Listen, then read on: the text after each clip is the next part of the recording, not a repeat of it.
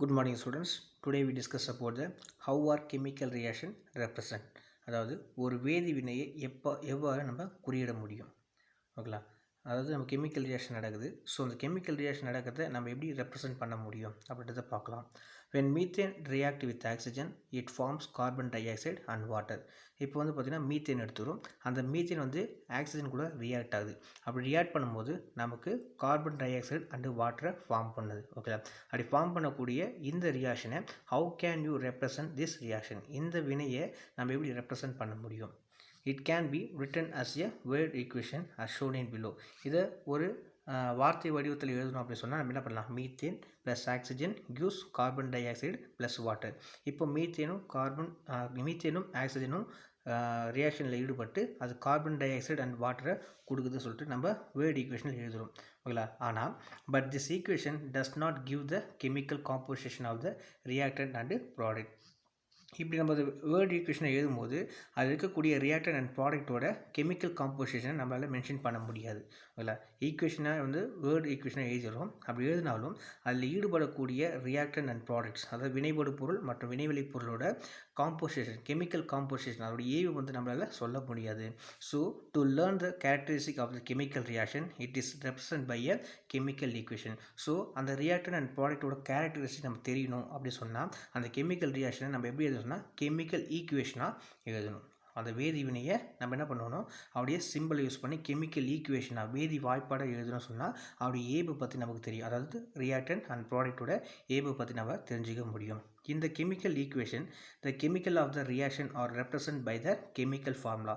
So அது எப்படி எழுதலாம்னா ஒரு கெமிக்கல் ஈக்குவேஷன் அப்படின்றது represent by the chemical formula. அந்த வேதிவினையில் ஈடுபடக்கூடிய அந்த ரியாக்டன்ட் அண்ட் ப்ராடக்ட்டோட நம்ம என்ன பண்ணுறோம் கெமிக்கல் ஃபார்முலாவை எழுதுகிறோம். ஓகேங்களா. அப்படி எழுதும்போது the compound are elements which undergo reactant are shown in the left hand of the arrow and the compound formed products are shown in the right of the aero.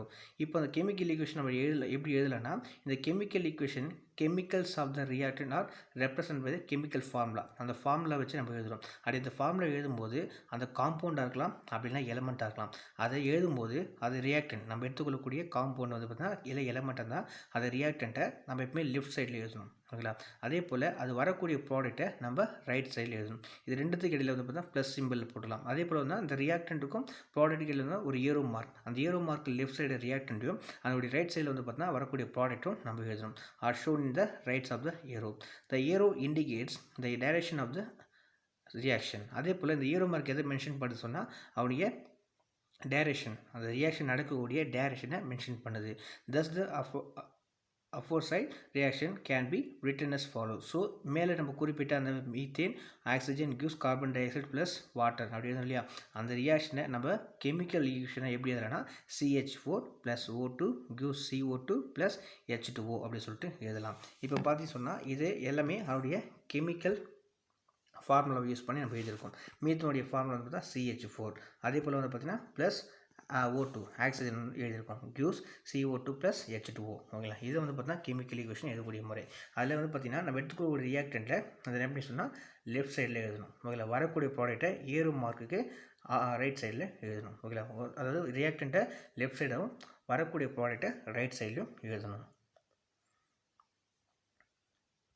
But this also incomplete chemical equation. But this also an incomplete chemical equation.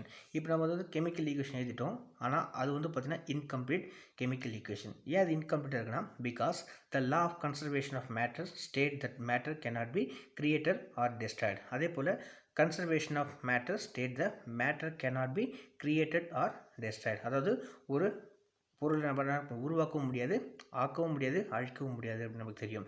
அதே போல் ஏன் அப்படி சொன்னால் the law of conservation of mass, அது law of conservation of mass அப்படின்னா பொருண்மை அழியா விதி சொல்லுவோம். பொருண்மை அழியா விதி அப்படின்றது அது நீங்கள் லோயர் கிளாஸில் படிச்சிருப்போம். ஸோ பொருண்மை அழியா விதிப்படி ஒரு பொருள் நம்மளால் உருவாக்கவும் முடியாது, அழிக்கவும் முடியாது. You cannot create new atoms by a chemical reaction. So எந்த ஒரு கெமிக்கல் ரியாக்ஷன் மூலியமாகவும் புதுசாக ஒரு ஆட்டம் நம்மளால் உருவாக்க முடியாது. இன் contrast they are rearranged in different way by a chemical reaction to form a new compound. ஆனால் வேறு கெமிக்கல் ரியாக்ஷன் மூலியமாக நம்ம என்ன பண்ணோம், ஒரு ஆட்டம் இன்னொரு ஆட்டமோட சேர்ந்து ஒரு நியூ காம்பவுண்ட் நம்மளால் உருவாக்க முடியும். ஆனால் புதுசாக ஒரு ஆட்டம் மட்டும் நம்மளால் கிரியேட் பண்ண முடியாது. So in a chemical equation the number of atom of the reactant and the of product must be equal. அதே போல் வந்து பார்த்தீங்கன்னா வரக்கூடிய அந்த நம்ம எடுத்துக்கொள்ளக்கூடிய ரியாக்டன்ட் எவ்வளவோ அவருடைய மாஸ் வந்து வரக்கூடிய ப்ராடக்டில் அப்படியே இருக்கணும். அப்போது வினையில் ஈடுபடக்கூடிய வினைபடு பொருளோட நிறையும் வினைவிளை பொருளில் வரக்கூடிய நிறையும் எப்பவுமே எப்படி இருக்குன்னா ஈக்குவலாக இருக்கணும். So in chemical equation the number of atoms of the reactant and that of the product must be equal. அப்போ நம்ம எடுத்துக்கிற ஒரு ரியாக்டும் அது வரக்கூடிய ப்ராடக்ட் எப்பவுமே என்ன பண்ணணும், ஈக்குவலாக இருக்கணும். The number of hydrogen and oxygen atom in the reactant and the products are not equal in the given equation.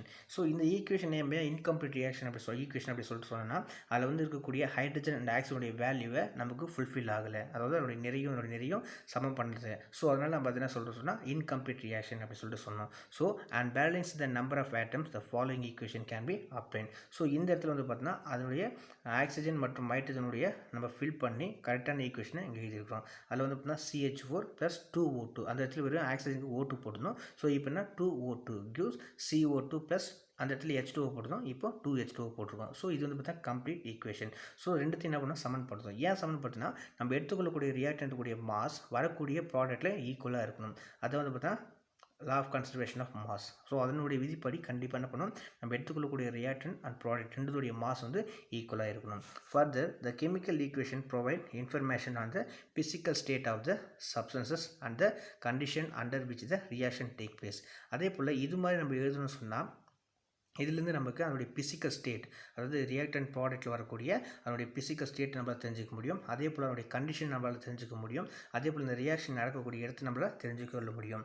இப்போ பார்த்தீங்கன்னா அந்த ஈக்குவேஷன் எடுத்துருக்கோம். அந்த ஈக்குவேஷன் நம்ம CH4 எடுத்துகிறோம் + 2O2 gives CO2 + 2H2O. இது வந்து தான் நமக்கு வந்து ரியாக்டன்ட் அண்ட் ப்ராடக்ட். ஸோ இதுக்கே வந்து பார்த்தா CH4 அது என்ன பார்த்தா கேஸ், அதே போல் 2O2 gas, CO2 gas, H2O gas. So இது எல்லாமே வந்து பார்த்தீங்கன்னா நமக்கு அதனுடைய ஸ்டேட், நம்ம ரியாக்டன்ட் அண்ட் ப்ராடக்ட்டில் வரக்கூடிய அந்த எலமெண்ட் ஆர் காம்பவுண்டோட ஸ்டேட், பிசிக்கல் ஸ்டேட் என்ன அப்படின்றத நம்மளால் தெரிஞ்சுக்க முடியும். ஸோ ஒரு கெமிக்கல் ரியாக்ஷன் எழுதுறது மூலிமா அதனுடைய ஸ்டேட் நம்மளால் தெரிஞ்சுக்க முடியும். அதே போல கண்டிஷன் அண்டு அந்த ரியாக்ஷன் நடக்கக்கூடிய பிளேஸ் இதெல்லாத்தையும் நம்மளால் தெரிஞ்சுக்கொள்ள முடியும்.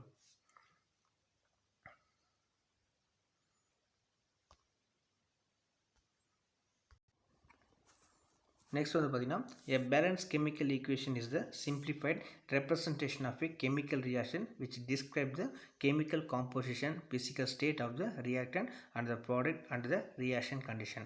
அதே போல் நம்ம 8th ஸ்டாண்டர்ட் நீங்கள் படிச்சிருப்பீங்க பேலன்ஸ் கெமிக்கல் ஈக்குவேஷன், அதாவது skeleton equation and balance chemical equation, சமன் செய்யப்பட்ட சமன்பாடுகள் அப்படின்னா சமன் செய்யப்படாத சமன்பாடுகளை பற்றி நம்ம படிச்சிருப்போம். ஸோ இந்த இடத்துல வந்து பார்த்தீங்கன்னா a balanced chemical ஈக்குவேஷன், அதாவது சமன்படுத்தப்பட்ட சமன்பாடுகள் அப்படி சொல்லிட்டு சொல்கிறோம். ஸோ இது எதுக்காக அப்படின்னா ஒரு ரியாக்ஷன் ஈடுபடக்கூடிய அந்த கெமிக்கல் காம்போசிஷன், அதே போல் ரியாக்டன்ட் ப்ராடக்டோட பிசிக்கல் ஸ்டேட்டு, அதே போல் நடைபெறக்கூடிய சூழ்நிலை எல்லாவற்றையும் என்ன பண்ணால் ஒரு குறிக்கக்கூடிய ஒரு சின்ன குறியீடு தான் நம்ம பேலன்ஸ் கெமிக்கல் ஈக்குவேஷன் அப்படி சொல்கிறோம்.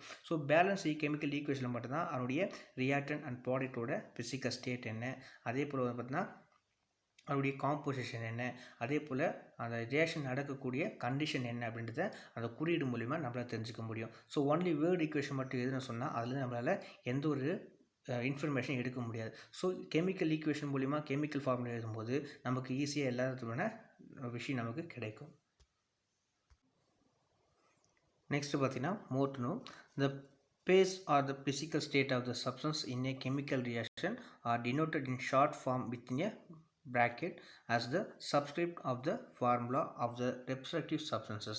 அதே போல் ஒரு கெமிக்கல் ஈக்குவேஷன் நம்ம எழுதும்போது அந்த ரியாக்ஷன் ஈடுபடக்கூடிய பொருளோட நிலை, ஓகேங்களா, அதே போல் அதனுடைய பிசிக்கல் ஸ்டேட் எல்லாத்தையும் வந்து பார்த்தீங்கன்னா அதனுடைய ப்ராக்கெட்டுக்குள்ளே ஸ்மால் அதனுடைய ஷார்ட் ரெப்ரசன்டேஷனாக நம்ம எழுதுவோம். அது கெமிக்கல் ரியாக்ஷன் கீழே எழுதும்போது நம்ம H2O போட்டு கீழே ப்ராக்கெட் போட்டு ஜீன் போடுவோம். ஸோ அது என்னென்னு பார்த்தா கேஸ், ஓகேங்களா. ஸோ அதனுடைய ஒரு கெமிக்கல் ரியாக்ஷன் ஈடுபடக்கூடிய அவருடைய கண்டிஷன் என்ன, அதே போல் அதனுடைய பிசிக்கல் ஸ்டேட்டை அந்த சின்ன ப்ராக்கெட்டுக்குள்ளே நம்மளால் சொல்ல முடியும், ஓகேங்களா.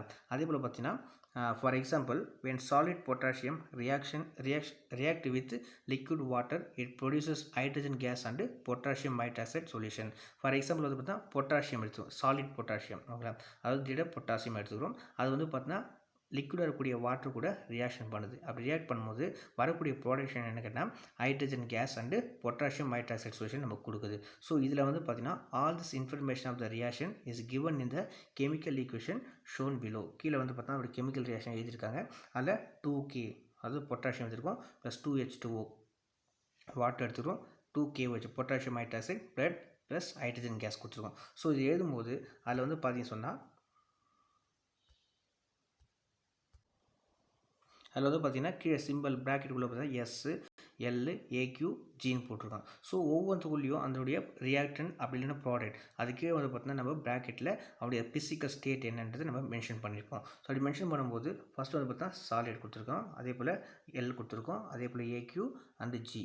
ஸோ இதெல்லாமே வந்து பார்த்தீங்கன்னா ரியாக்டன் அண்ட் ப்ராடக்ட்டுக்கே நம்ம கொடுத்துருக்கோம். ஸோ ஒவ்வொன்றுக்கும் வந்து பார்த்தா அதுக்கு அவருடைய பேஸ் அதோட நிலை அதனுடைய ஃபிசிக்கல் ஸ்டேட் என்னன்னு சொல்லிட்டு கொடுத்துருக்காங்க. ஸோ பொட்டாசியம் எடுத்துருக்கோம், பொட்டாசியம் அப்படின்றது வந்து பார்த்தீங்கன்னா சாலிட், அதே போல் வந்து பார்த்தீங்கன்னா L கொடுத்துருக்கோம், L அப்படின்னா லிக்விட், அப்போ H2ஓன்றது வாட்டர் வந்து லிக்விட், அதே போல் பொட்டாசியம் ஹைட்ராக்சைடு அக்வாஸ் சொல்யூஷன் சொல்லி கொடுத்துருவோம். H2 வந்து பார்த்தா கேஸ். ஸோ ஒவ்வொன்றுக்கு கீழே வந்து பார்த்தா ஒரு கெமிக்கல் ரியாக்ஷன் எழுதும்போது அது கீழே வந்து பார்த்தா பேஸ் ஆர் ஃபிசிக்கல் ஸ்டேட், அதாவது ரியாக்டன் அட் ப்ராடக்டோட நிலை அது பில்லுன்னு சொன்னால் அவருடைய ஃபிசிக்கல் ஸ்டேட் என்னன்றதை மென்ஷன் பண்ணியிருப்பாங்க. ஸோ இதன் மூலிமா ஒரு கெமிக்கல் ரியாக்ஷன் இருக்கும்போது அவருடைய எல்லா இன்ஃபர்மேஷன் நமக்கு ஈஸியாக கேதர் பண்ண முடியும்.